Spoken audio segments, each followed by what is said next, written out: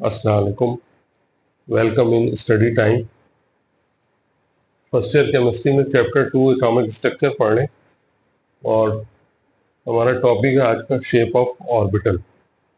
Basically जो orbital का concept है वो ये है कि जो ज़्यादातर इलेक्ट्रॉन्स होते हैं वो रदरफोर्ड के मुताबिक सर्कुलर ऑर्बिट्स में मूव करते थे, लेकिन बाद में ये अंदाज़ा हुआ कि वो सर्कुलर ऑर्बिट्स में नहीं बल्कि एक 3 डायमेंशनल स्पेशल अरेंजमेंट में मौजूद होते हैं। बाद में फिर बोर्स के कॉन्सेप्ट को लेकर उनके स्पेक्ट्रम की एनालिसिस की गई, तो उससे फिर मज़ीद ऑर्बिटल डिस्कवर हुए, जिससे ये पता चला कि ऑर्बिटल जो है वो नॉर्मली जो हम पढ़ते हैं हमारी अकॉर्डिंगली वो 4 किस्म के हैं, S, P, D and F according to your textbook. इससे भी ज़्यादा हो सकते हैं, लेकिन जो रिसेंट डेवलपमेंट है उसके मुताबिक हम ये 4 ही पढ़ते हैं। बेसिकली हो ये रहा है कि जब कभी भी ऑर्बिटल में किसी इलेक्ट्रॉन की एग्जिस्टेंस होती है तो वो कुछ खास नंबर पर डिपेंड करती है। जैसे यहाँ लिखा है n=1। इसका मतलब ये है कि इसका जो एनर्जी लेवल है वो फर्स्ट एनर्जी लेवल है, जिसके लिए एजीम्यूथल क्वांटम नंबर की वैल्यू कितनी होती है? 0 होती है। और आपको याद होगा कि मैंने पहले अपने लेक्चर में बता चुका हूँ कि जब भी कोई इलेक्ट्रॉन जिसकी एजीम्यूथल क्वांटम नंबर की वैल्यू 0 हो, उसका ऑर्बिटल जो है वो एस ऑर्बिटल कहलाता है। यहाँ ये 3 डायग्राम है जो ये बता रही है कि ये n=1 है और इसमें एजीम्यूथल क्वांटम नंबर की वैल्यू 0 है, n=2 के लिए भी 0 है और n=3 के लिए भी 0 है। तो जब तक l की वैल्यू 0 होगी तो हमेशा ऑर्बिटल का शेप स्फेरिकल शेप माना जाएगा। इसको हम कहते हैं स्फेरिकल शेप। इस स्फेरिकल शेप में एक चीज जो देखने वाली है, जाहिर बात है ये 2 डायमेंशनल डायग्राम है, लेकिन जस्ट लाइक फुटबॉल समझ लें आप, जिस तरह फुटबॉल का शेप होता है उसी तरह ये शेप ड्रा किया गया है। तो ये तीनों रीजन में न्यूक्लियस के अराउंड मौजूद होगा। ये 3 डायग्राम ड्रा करने का पर्पस ये है कि इसमें आप देख रहे हैं कि ये फर्स्ट ऑर्बिट में एस ऑर्बिटल की एग्जिस्टेंस दिखा रहा है, ये सेकंड ऑर्बिट में और ये थर्ड ऑर्बिट में। तो ये कंपैरिजन है कि जब तक इलेक्ट्रॉन एस ऑर्बिटल में होगा उस ऑर्बिटल का शेप स्फेरिकल तो होगा, लेकिन हर ऑर्बिट के साइज के बढ़ने के साथ साथ एस ऑर्बिटल के साइज में भी इजाफा हो रहा है। या आप दूसरे अल्फाज में ये कह लें कि जब n=1 होगा तो एस ऑर्बिटल जो है न्यूक्लियस से क्लोजेस्ट होगा, n=2 में एस ऑर्बिटल थोड़ा सा और डिस्टेंस पे होगा और n=3 में इसका डिस्टेंस और ज़्यादा बढ़ जाएगा एंड सो ऑन। तो अगर 4 में ऐसा ऑर्बिटल को स्टडी करेंगे तो इसका साइज से भी ज़्यादा हो जाएगा। तो इस कंपैरिजन को देने का मतलब ये नहीं है कि ये 3 डिफरेंट साइजेस में एग्जिस्ट करता है, बल्कि सिर्फ ये है कि जितना सेंटर में सपोज कर ले न्यूक्लियस है तो इसका जो डिस्टेंस है वो 0 n=1 के लिए क्लोजेस्ट टू न्यूक्लियस होगा। जाहिर बात है अगर सेकंड ऑर्बिट है तो फर्स्ट ऑर्बिट का एस ऑर्बिटल भी यहाँ कहीं एग्जिस्ट करता होगा, और अगर थर्ड ऑर्बिट के अंदर एस ऑर्बिटल को स्टडी कर रहे हैं तो एस ऑर्बिटल का शेप तो सेम रहेगा, लेकिन उसका साइज जो है वो ऑर्बिट नंबर के हिसाब से इंक्रीज करता जाएगा। बस आपको याद रखने वाली बात सिर्फ यही है कि इन वैल्यूज के लिए shape of orbital X, Y और जेड एक्सिस के अलोंग किस तरह होता है। पी ऑर्बिटल के लिए जो शेप है उसको कहा जाता है डम बेल। यानी कि बेल लाइक शेप होता है, किस तरह की डम शेप होती है, उसको रफली इसी तरह डिजाइन किया जाता है। इसमें 2 लूप होते हैं जो इंटरकनेक्टेड होते हैं, और इलेक्ट्रॉन जो है उसकी जो प्रोबेबिलिटी है वो इसके जो ओवर साइज है यहाँ ज़्यादा होती है और इसके जो सेंटर है इसमें इसकी प्रोबेबिलिटी 0 होती है। तो जिस जगह इलेक्ट्रॉन की प्रोबेबिलिटी 0 उसे कहा जाता है नूडल प्लेन।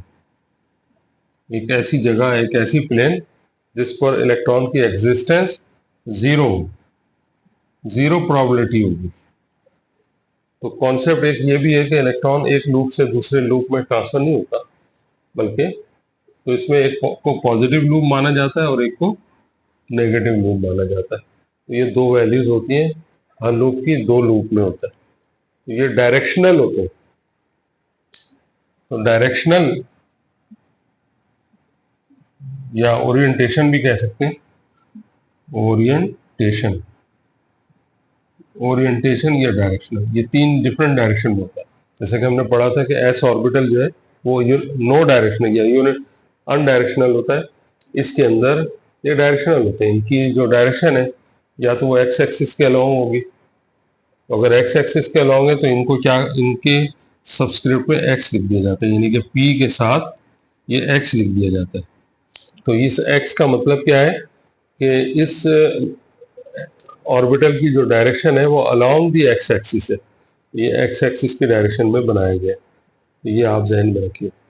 इसी तरह सिमिलरली वाई एक्सिस के अलोंग जो है और ऑर्बिटल को पी वाई कहा जाएगा और जेड एक्सिस के अलोंग ऑर्बिटल को पी जेड। तो पॉजिटिव नेगेटिव इसी में है। और सेंटर में आप देख लें कि इसके सेंटर में नोडल प्लेन है, हर एक के सेंटर में, यानी इस जगह और इस जगह। ये सब पॉइंट जो सेंटर जहाँ दो लूप आपस में ज्वाइंट हो रहे हैं, इधर ये जीरो है या नोडल प्लेन भी कह सकते हैं। और बाकी जो है जो लूप साइज, जो बिगर साइज है, यहाँ इलेक्ट्रॉन की प्रोबेबिलिटी जो है वो मैक्सिमम। फिर मैं बता दूं, ये कॉन्सेप्ट ध्यान में रखिए कि इलेक्ट्रॉन एक लूप से दूसरे लूप में मूव नहीं कर रहा होता। बस ये बताने का मकसद ये है कि ऑर्बिटल जो है वो रिप्रेजेंट कर रहा है कि इलेक्ट्रॉन की मैक्सिमम, यानी पाए जाने का मैक्सिमम प्रोबेबिलिटी किधर है। आप बिल्कुल ऐसे समझ लें इस बात को कि अगर मैं इस वक्त क्लास ले रहा हूँ और कोई ये आइडिया लगा ले कि मैं किस जगह पर हूँ, तो वो ये कह सकता है क्लास में हूँ, लेकिन क्लास में मेरी पोजीशन क्या होगी वो ये नहीं बता सकता। इस क्लास से बाहर आउटसाइड कोई भी शख्स मेरी पोजीशन को जब तक कि वो डिटरमिन ना कर ले वो नहीं बता सकता।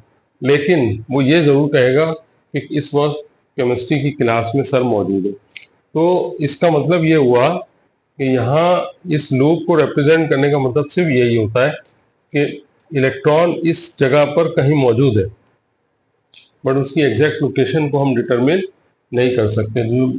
जो मैक्सिमम प्रोबेबिलिटी है उसको हमने इस तरह से फॉर्मेट में ले लिया। Okay, shape of D orbital में जो थर्ड ऑर्बिटल है वो डी ऑर्बिटल कहलाता है।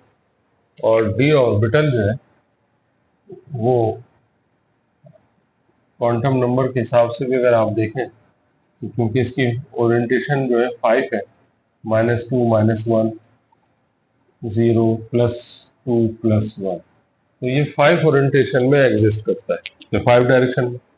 ये डबल डम्बेल शेप कहलाता है। उसकी रीजन ये है कि इसमें डम्बल सिंगल नहीं डबल होगा। तो अगर ये इनके जो नाम रखे गए वो जैसे डी एक्स जेड कहा गया, और D as you know D orbital, X Z का मतलब ये है कि इसके जो लूप हैं वो एक्स और जेड एक्सिस के बीच में, यानी सेंटर में लाई करते हैं। ये एक्स एक्सिस है, ये जेड एक्सिस है। तो थर्ड एक्सिस मैंने ड्रा नहीं किया, बेसिकली थर्ड एक्सिस तो अपनी जगह पर ही होगा क्योंकि, लेकिन ये थ्री डायमेंशन है। तो थ्री डायमेंशन में आपको पता ही है कि जो शेप होती है वो कुछ इस तरह की होती है। तो अगर ये एक्स है, ये जेड है, तो इन दो एक्सिस के दरमियान ये लाई करता है। वाई जेड जो है वो वाई और जेड के बीच में लाई करता है। इसी तरह डी एक्स वाई जो है एक्स एक्सिस और वाई एक्सिस के बीच में लाई करता है। और एक और दो और है, जैसे कि डी जी स्क्वायर कहा जाता है। ये दरअसल जेड एक्सिस के बिल्कुल अलाउंग होता है। उसके सेंटर में नेगेटिव लूप होता है और ये जो लार्जर लूप है बलून टाइप के, ये पॉजिटिव लूप है। अच्छा, इसमें एक और होता है D X square minus Y square. D X square minus Y square जो है वो एक्स एक्सिस और वाई एक्सिस के अलाउंग होते हैं। यानी इनके दोनों जो लूप है वो एक एक्स एक्सिस पे होगा और एक वाई एक्सिस पे होगा। ये 5 ओरिएंटेशन है। स्टूडेंट इसके अलावा एफ ऑर्बिटल भी होते हैं जिनकी वैल्यूज जो है वो जिस तरह डी ऑर्बिटल में 5 है, एफ के लिए जो है वो 7 होती है। लेकिन आप याद रखें कि एफ ऑर्बिटल में जो 7 वैल्यूज होती हैं एम की -3 -2 -1 0 +1 +2 +3, ये 7 वैल्यूज है तो इसका मतलब है 7 ओरिएंटेशन होगी। यानी अगर आप देख रहे हैं कि डी में कितनी है 5 है। क्यों 5 है? क्योंकि m की वैल्यूज कितनी है 1 2 3 4 5, तो m की वैल्यूज पर डिपेंड करता है। f के लिए m की वैल्यूज कितनी है 7 है, तो 7 शेप होंगे। तो वो कॉम्प्लेक्स शेप है, वो डायग्राम में ड्रा करके क्लियरली शो नहीं की जा सकती और यही वजह है कि बुक में भी वो गिवन नहीं है। लेकिन ये जरूर बताया कि f ऑर्बिटल भी एग्जिस्ट करता है और उसके 7 शेप्स होते हैं। ओके, जैसे कि आप को थोड़ा सा आइडिया हो गया होगा कि एस पी डी एफ 4 किस्म के ऑर्बिटल होते हैं और इलेक्ट्रॉन जो है इन चारों में किसी में भी मौजूद हो सकता है। तो जो डिस्ट्रीब्यूशन ऑफ इलेक्ट्रॉन्स होती है इसे कहा जाता है इलेक्ट्रॉनिक कॉन्फ़िगरेशन। यानी आप ऐसे समझ लें distribution of electron, distribution of electrons. Electron की एग्जिस्टेंस, जाहिर बात है किसी एटम में 2 इलेक्ट्रॉन होंगे, किसी में 1 होगा और न्यूक्लियस के अराउंड उनकी पोजीशन डिफरेंट हो सकती है, एस में, पी में, डी में। तो अब प्रॉब्लम ये है कि ये कैसे जज किया जाएगा कि किस ऑर्बिटल में कितने नंबर ऑफ इलेक्ट्रॉन्स हैं। तो इसके लिए एक रूल इस्तेमाल किया जाता है, उसे हम कहते हैं Pauli's exclusion principle. Pauli's exclusion principle. Pauli's exclusion principle हमें ये बताता है कि आपको पता है कि 4 टाइप के तकरीबन क्वांटम नंबर होते हैं। तो पॉलीज ये कहता है कि अगर आपके पास किसी भी एटम में 2 इलेक्ट्रॉन है, एटलीस्ट कम से कम 2 इलेक्ट्रॉन है, तो वो 2 इलेक्ट्रॉन्स के चारों क्वांटम नंबर सेम नहीं हो सकते। यानी there are no same set of all 4 quantum numbers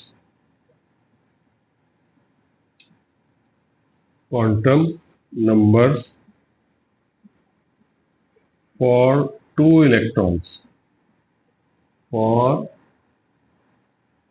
2 electrons।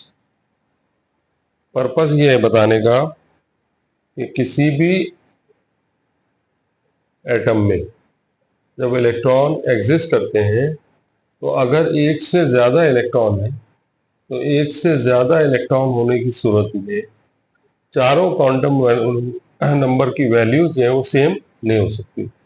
मैं इसकी एग्जांपल जो है वो हीलियम एटम से दे सकता हूँ कि हीलियम एटम जो है उसके आउटर मोस्ट शेल में 2 इलेक्ट्रॉन्स। अब ये 2 इलेक्ट्रॉन्स हमेशा उसके लोएस्ट एनर्जी लेवल में होंगे, जिन्हें कुछ इस तरह से रिप्रेजेंट किया जाता है 1s2। इसको पढ़ा भी इसी तरह जाता है। इसमें जो 1 है उससे ही हमें पता चलता है कि इसका प्रिंसिपल क्वांटम नंबर 1, तो इसको 1 लिख दिया गया। s ये पता चल रहा है s से इसका एजीम्यूथल क्वांटम नंबर की वैल्यू जो है वो 0 है। तो 2 जो है इसमें नंबर ऑफ इलेक्ट्रॉन्स होगा, नंबर ऑफ इलेक्ट्रॉन्स होगा। तो अब क्योंकि s ऑर्बिटल में मैक्सिमम 2 इलेक्ट्रॉन्स हैं, तो क्या इन दोनों इलेक्ट्रॉन्स के लिए तो अभी कितने क्वांटम नंबर रिमेनिंग है? ये इस फिगर से तो आपको ये अंदाजा हो गया कि इसमें एक क्वांटम नंबर, जिसे प्रिंसिपल क्वांटम नंबर कहते हैं, उसकी वैल्यू 1 हो गई, तो 1 दोनों इलेक्ट्रॉन इसी में होंगे। एस ऑर्बिटल में दोनों एग्जिस्ट करते हैं, तो लिहाजा इन दोनों इलेक्ट्रॉन्स के लिए एल की वैल्यू 0 ही होगी। अब क्या रह गया इसमें एम की वैल्यू, यानी मैग्नेटिक क्वांटम नंबर। तो जैसा कि हमने पहले पढ़ चुके हैं कि एस ऑर्बिटल क्योंकि अनडायरेक्शनल होता है, किसी कोई डायरेक्शन नहीं होती, इसके एम की वैल्यू 0 ही रहेगी। इसका मतलब ये हुआ कि क्योंकि दोनों इलेक्ट्रॉन एस में है, लिहाजा एम की वैल्यू 0 होगी।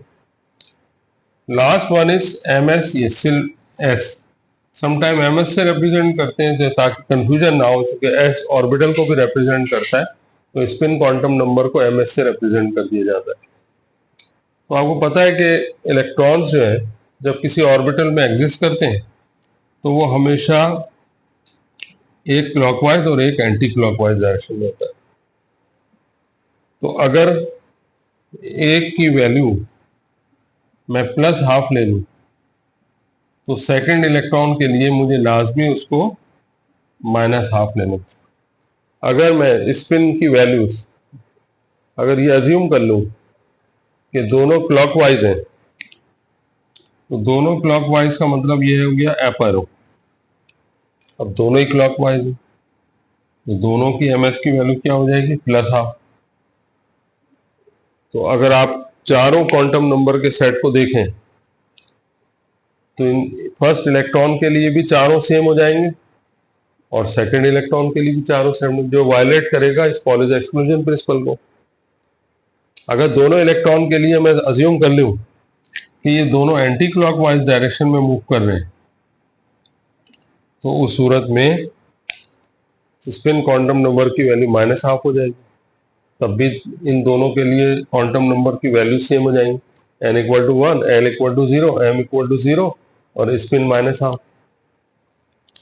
लिहाजा क्योंकि ये इस रूल को वायलेट कर रहे थे, तो इस रूल के वायलेशन को रिस्ट्रिक्ट करने के लिए ये अज्यूम करना पड़ा कि एक की स्पिन जो है +½ है और दूसरे की स्पिन -½ है। यानी इलेक्ट्रॉन जो है जब भी किसी ऑर्बिटल में एग्जिस्ट करेगा तो वो हमेशा दोनों अपोजिट डायरेक्शन में मूव करेंगे, एक क्लॉकवाइज में और एक एंटी क्लॉकवाइज में।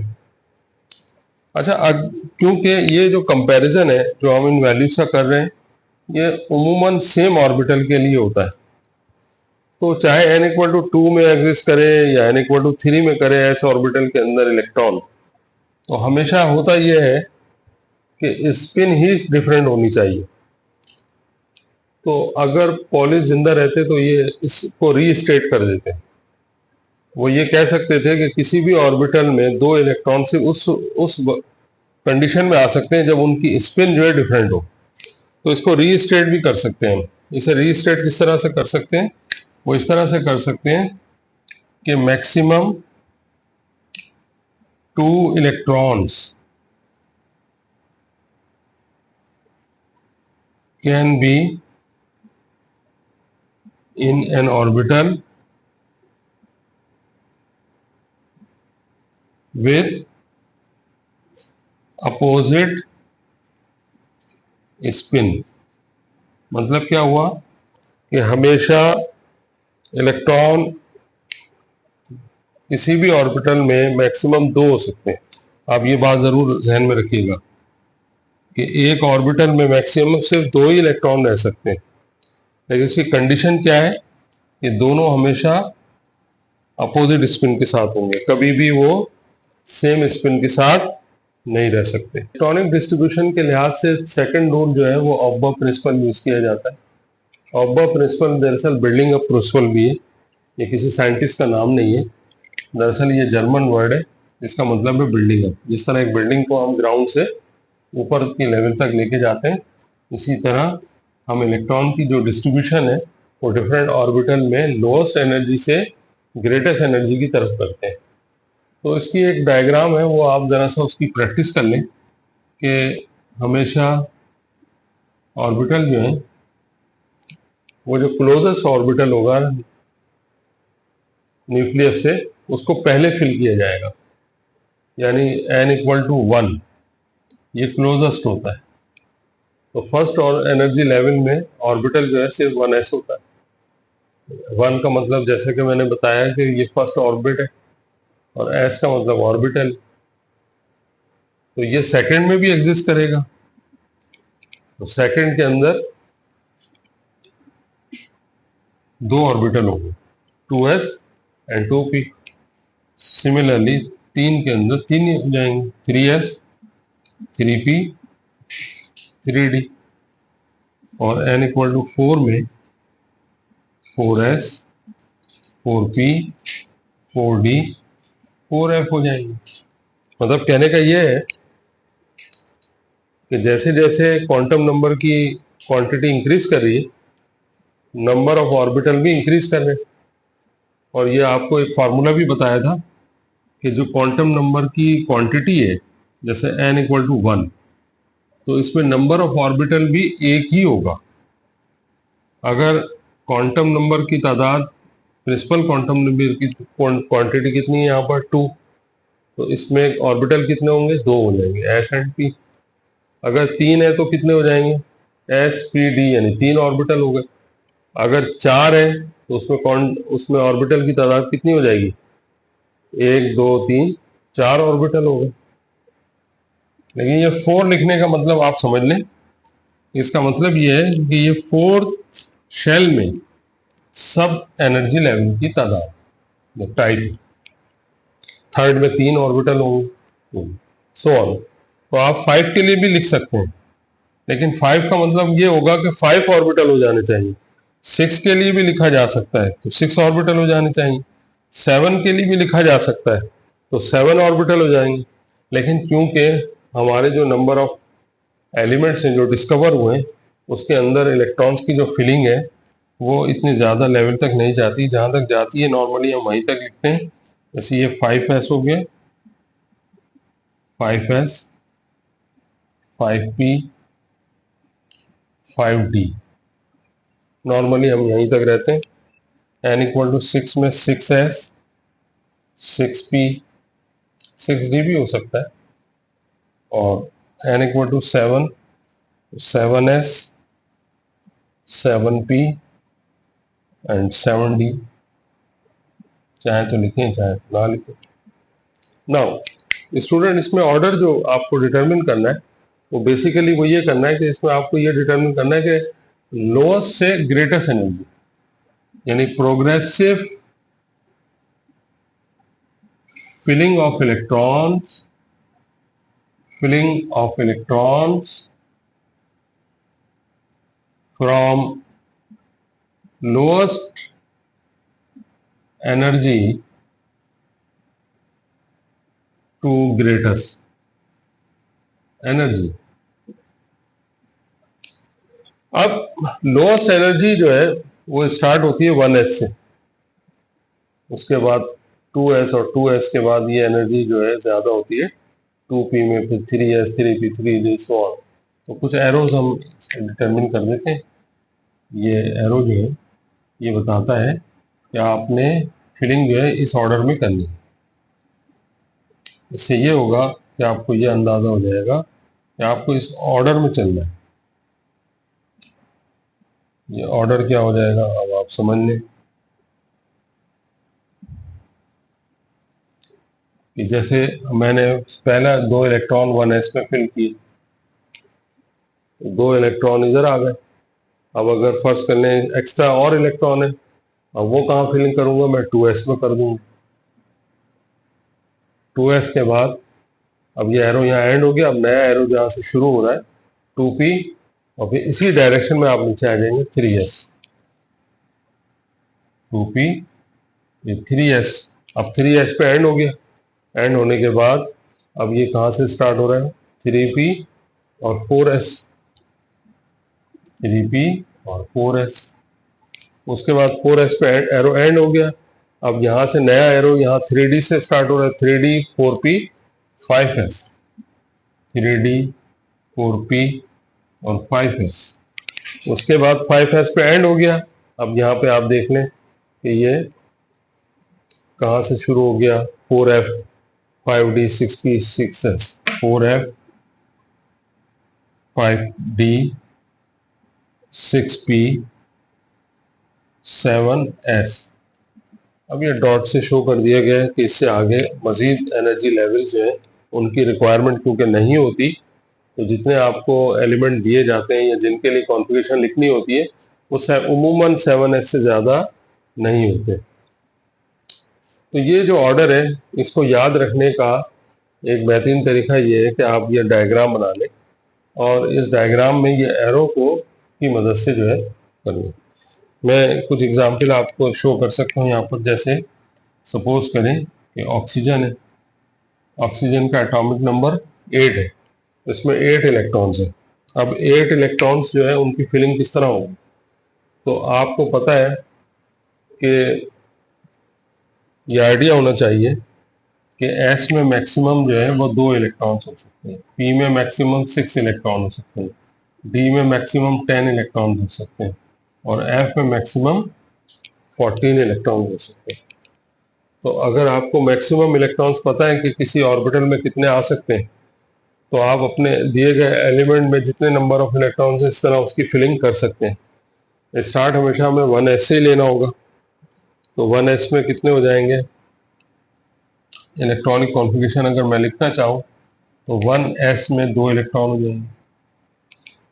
तो ये 1 है, फिर s, इसके अंदर 2 इलेक्ट्रॉन आ गए, फिर 2s, तो 2s में भी 2 इलेक्ट्रॉन हो गए, इस तरह 4 इलेक्ट्रॉन फिल हो गए। फिर नेक्स्ट इलेक्ट्रॉन जो है वो 2p में चले जाएंगे। अब अक्सर स्टूडेंट ये सोचते हैं कि p की मैक्सिमम कैपेसिटी 6 है, तो आपने यहाँ p के अंदर 4 इलेक्ट्रॉन डिस्ट्रीब्यूट किए। बेसिकली हमें सिर्फ मैक्सिमम कैपेसिटी को इसलिए याद रखना है कि p के अंदर हम 6 से ज़्यादा इलेक्ट्रॉन्स नहीं फिल कर सकते। अक्सर मैं जब कॉपी असेस करता हूँ तो देखता हूँ कि बच्चों ने p में 8 इलेक्ट्रॉन, 10 इलेक्ट्रॉन, रिमेनिंग जितने भी हैं सब के सब यहाँ फिल कर दिए होते हैं। तो ये जहन में रखें कि जो मैक्सिमम कैपेसिटी है उसके बाद के इलेक्ट्रॉन जो है उसके नेक्स्ट हायर एनर्जी लेवल में चले जाएंगे। अगर मैं आपको एग्जाम्पल दे दूं यहाँ पर सोडियम मेटल की, सोडियम मेटल का एटॉमिक नंबर 11 है, तो अगर मैं 11 इलेक्ट्रॉन्स को डिस्ट्रीब्यूट करना चाहूँ तो जैसे सिमिलरली कर सकता हूँ 1s में 2 इलेक्ट्रॉन, फिर 2s में 2 इलेक्ट्रॉन, फिर 2p में कितने हो जाएंगे 6। अब यहाँ पे 11 है टोटल, तो इसका मतलब ये नहीं है कि मैं जो रिमेनिंग 7 इलेक्ट्रॉन्स हैं या 7 लिख के अपनी कॉन्फ़िगरेशन ख़त्म कर दूं। अब 6 इलेक्ट्रॉन्स मैक्सिमम इसमें आ सकते हैं, तो अगर आप टोटल देखें तो ये 2 और 2 4 और 6 10 इलेक्ट्रॉन हो गए, तो 11वां कहाँ जाएगा। तो लाजमी मुझे कॉन्फ़िगरेशन ऑब्बा प्रिंसिपल से हेल्प लेनी पड़ेगी कि 2p तक जब मैं पहुंचा 6 इलेक्ट्रॉन तक तो फिर 3s में 1 इलेक्ट्रॉन आ गया। तो इस तरह हम फिलिंग कर सकते हैं। स्टूडेंट, मैं यहाँ 2 लाजमी पॉइंट उठाना चाहूँगा। समटाइम ऐसा भी होता है कि आपको एग्ज़ाम में किसी इलेक्ट्रॉन के किसी एलिमेंट के ऊपर चार्ज गिवन होता है, या तो ये पॉजिटिव गिवन होता है या नेगेटिव। अगर पॉजिटिव गिवन है तो इसके बेसिकली न्यूट्रल एटम में 11 इलेक्ट्रॉन होते हैं, लेकिन ये क्योंकि चार्ज गिवन है तो जितना अगर पॉजिटिव चार्ज गिवन है तो आप नंबर ऑफ इलेक्ट्रॉन से जितने पॉजिटिव चार्ज की वैल्यूज होगी उसको माइनस कर देंगे। इसका मतलब क्या हुआ कि आप रिस्ट्रिक्ट कर लेंगे अपनी कॉन्फ़िगरेशन को 10 इलेक्ट्रॉन्स तक के लिए, 10 से ज़्यादा इलेक्ट्रॉन फिल नहीं करेंगे। एक्चुअली 11 है, लेकिन 11 की क्यों नहीं लिखी इसलिए कि सुनो, मैं मिसाल देता हूँ। जैसे ऑक्सीजन है, ऑक्सीजन के ऊपर -2 चार्ज है। अब इसका एटॉमिक नंबर कितना बताया मैंने 8, लेकिन इसके ऊपर -2 का मतलब क्या है कि इसके ऊपर 2 एक्स्ट्रा इलेक्ट्रॉन प्रेजेंट है। तो 2 एक्स्ट्रा इलेक्ट्रॉन का मतलब अगर हुआ तो 8 एक्चुअली थे, 2 एक्स्ट्रा मौजूद हैं, तो इसकी कॉन्फ़िगरेशन क्या हो गई 10 इलेक्ट्रॉन्स के लिए लिखी जाएगी। तो चाहे सोडियम पॉजिटिव हो उसमें भी 10 इलेक्ट्रॉन होंगे due to the removal of 1 electron. चाहे ऑक्सीजन -2 हो, उसमें भी 2 इलेक्ट्रॉन होंगे। और एक बात अपने जहन में रखें कि अगर दो डिफरेंट आइंस में, ये आइंस कहलाते हैं, दो डिफरेंट आइंस में नंबर ऑफ इलेक्ट्रॉन सेम हो तो इनको कहा जाता है आइसो इलेक्ट्रॉनिक। आइसो इलेक्ट्रॉनिक या नंबर, आइसो में सेम, इलेक्ट्रॉनिक में इलेक्ट्रॉन्स। तो नंबर ऑफ इलेक्ट्रॉन्स दो आयंस में अगर सेम हो, एटम में तो सेम नहीं हो सकते न्यूट्रल में, लेकिन अगर दो डिफरेंट आयंस है और उनमें दो नंबर ऑफ इलेक्ट्रॉन सेम है तो वो आइसो इलेक्ट्रॉनिक कहलाएंगे। तो इन दोनों की कॉन्फ़िगरेशन जब लिखी जाएगी तो वो सेम होगी। तो सेम इलेक्ट्रॉनिक कॉन्फ़िगरेशन के लिए आपके पास मैं एग्जांपल दे देता हूँ। जैसे इन दोनों के लिए लिखा जाए तो 1s2 2s2 2p6 ही रहेगी। यह बात आप जहन में रखें। कि एक और जो डी ब्लॉक की कॉन्फ़िगरेशन के हवाले से बड़े दो पॉइंट बड़े अहम है। एक है इनमें क्रोमियम और एक है इनमें कॉपर।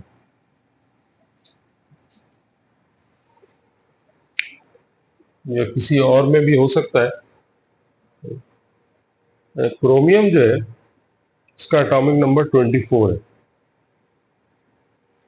तो अगर मैं ऑब्बा प्रिंसिपल को फॉलो करूं तो उसके हिसाब से अगर इसकी कॉन्फ़िगरेशन लिखी जाए 1s2 2s2 2p6 3s2 3p6 और फिर 4s2 3d9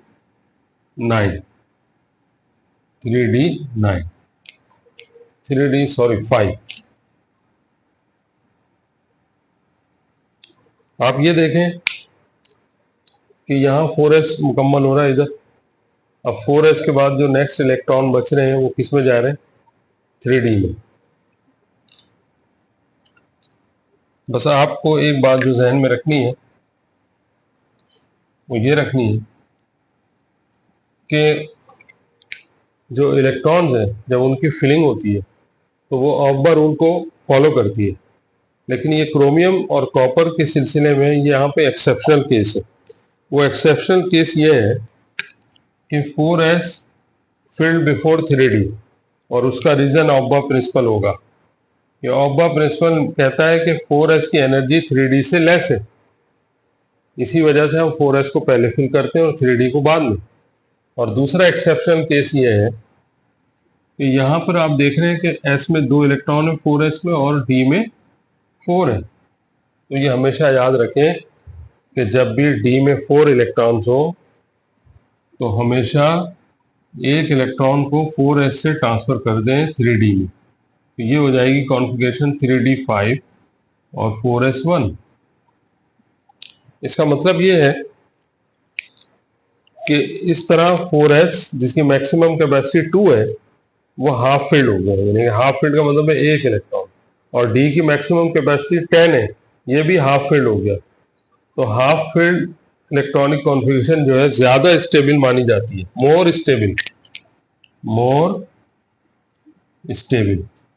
तो जब भी किसी एलिमेंट की कॉन्फ़िगरेशन एक ऐसे फिगर्स पे आके एंड हो जहाँ d में 4 इलेक्ट्रॉन्स आ रहे हैं तो आप हमेशा s से एक इलेक्ट्रॉन को 5 में शिफ्ट कर दें। तो इससे क्या होगा कि s भी हाफ फील्ड हो गया और d भी हाफ फील्ड हो गया, जो कि इलेक्ट्रॉन्स की जो इलेक्ट्रॉनिक कॉन्फ़िगरेशन है वो स्टेबल कंसीडर की जाएगी। तो ये कॉन्फ़िगरेशन जो है करेक्ट है और ये कॉन्फ़िगरेशन जो है वो रॉन्ग मानी जाती है। तो नॉर्मली स्टूडेंट भूल जाते हैं, तो आप ये ज़रूर याद रखें।